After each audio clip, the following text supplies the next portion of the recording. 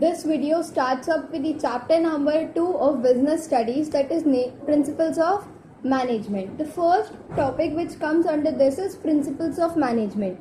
Principles of management are said to be statements of fundamental truth which act as guidelines for taking managerial actions and decisions. इसका मतलब ये है कि management principal वो statement होती हैं जो हमें किसी भी ट्रुथ के बारे में बताती हैं, किसी भी सिचुएशन के बारे में बताती हैं, और ये प्रिंसिपल्स हमारे लिए एज ए गाइडलाइन काम करते हैं जिनकी मदद से हम फर्म में कोई भी एक्शन या फिर डिसीजन ले सकते हैं.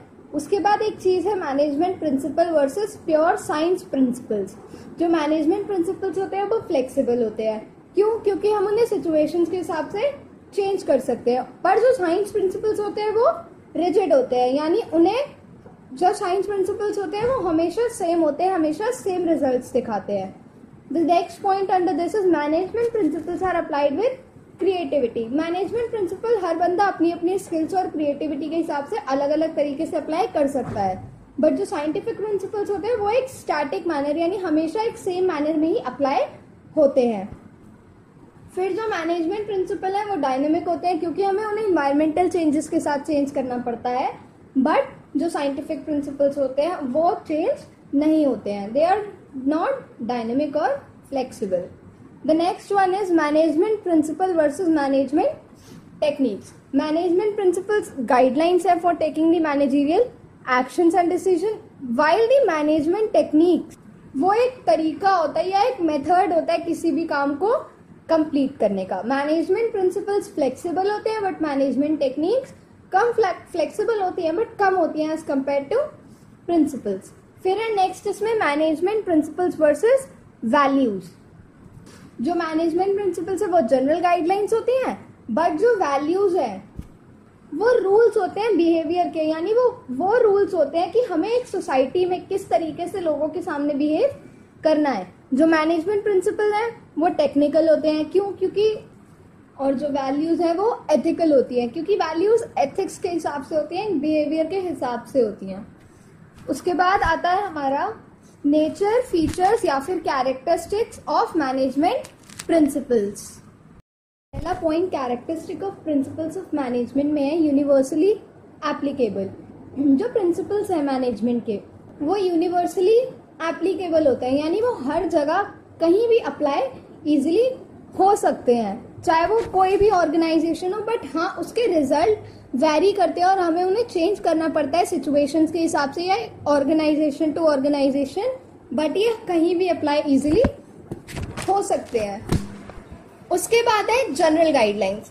इसका मतलब ये है कि ये हमें प्रॉपर जैसा है वैसा ही अप्लाई नहीं करना होता है, हम बिना देखे से अप्लाई नहीं कर सकते. बट हाँ, ये सिर्फ एक जनरल गाइडलाइन होती है, यानी एक हेल्प होती है कि हम कैसे उस पर्टिकुलर सिचुएशन को एक ऑर्गेनाइजेशन में हैंडल कर सकते हैं. और इसकी भी प्रिंसिपल्स भी वैरी करते हैं अकॉर्डिंग टू द साइज या फिर नेचर या फिर बिजनेस को किस तरीके की रिक्वायरमेंट है उस हिसाब से. But we can not apply these principles blindly, they are only for normal help. The next is formed by practice and experimentations.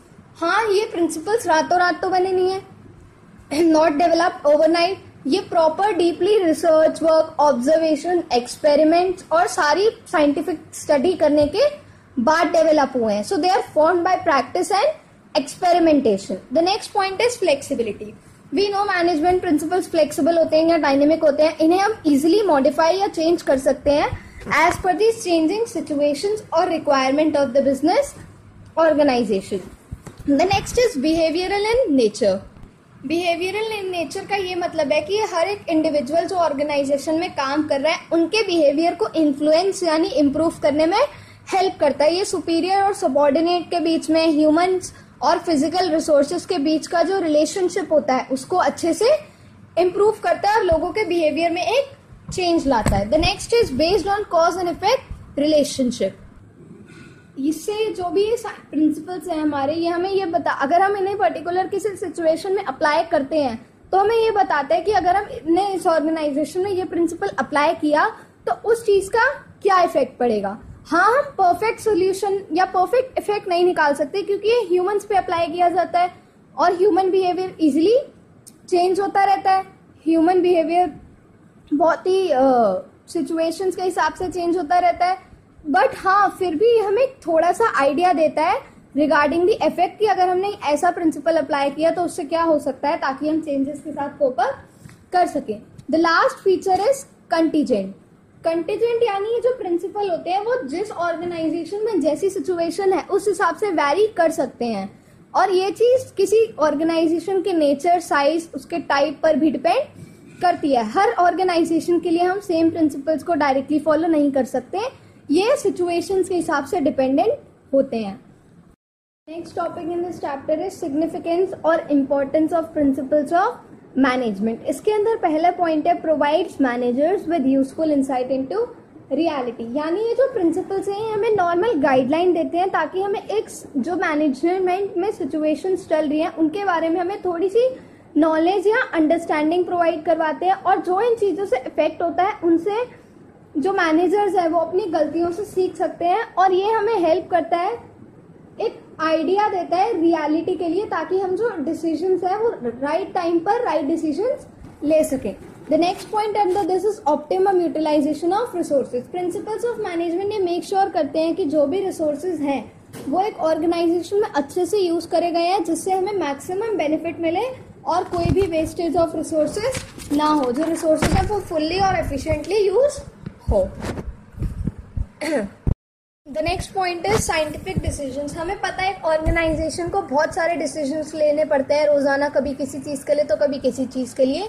तो ये जो मैनेजमेंट के प्रिंसिपल्स होते हैं ये हमें इंश्योर करते हैं कि हम जो डिसीजन ले रहे हैं एक ऑर्गेनाइजेशन के लिए वो हम एप्रोप्रिएट यानी एक बेस्ट डिसीजन ले पाए, और उसे सिस्टमैटिकली साइंटिफिकली स्टडी करते हैं, और वो डिसीजन जो हमारी ऑर्गेनाइजेशन है उसके लिए बेनिफिशियल प्रूव हो सके. The next point is beating changing business requirement. यानी इसका मतलब है डायनेमिक.